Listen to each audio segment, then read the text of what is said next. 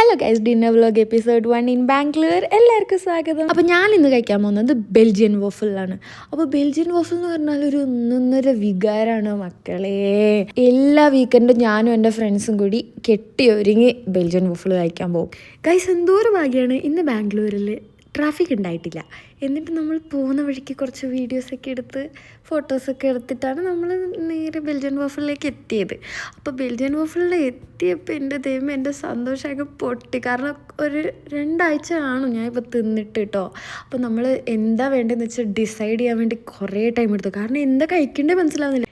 എപ്പം നമ്മൾ ഇവിടെ വന്നാലും ആകെ കിക്കിയായിട്ട് ഓറിയോ ആ ഒരു ഫ്ലേവർ മാത്രമേ കഴിക്കുക. കാരണം അത് അത്രയ്ക്ക് ടേസ്റ്റാണ് കേട്ടോ.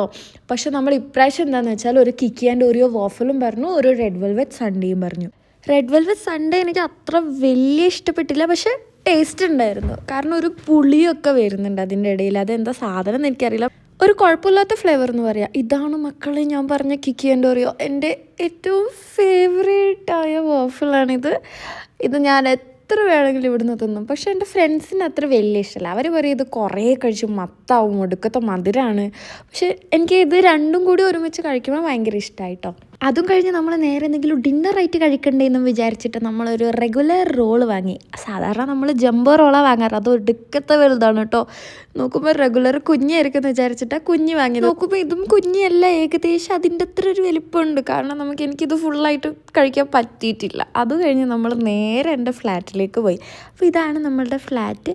ഞാൻ നിങ്ങൾക്ക് എൻ്റെ റൂമും കാണിച്ചു തരാം കേട്ടോ. അപ്പോൾ ഇതാണ് എൻ്റെ റൂം. By, good night.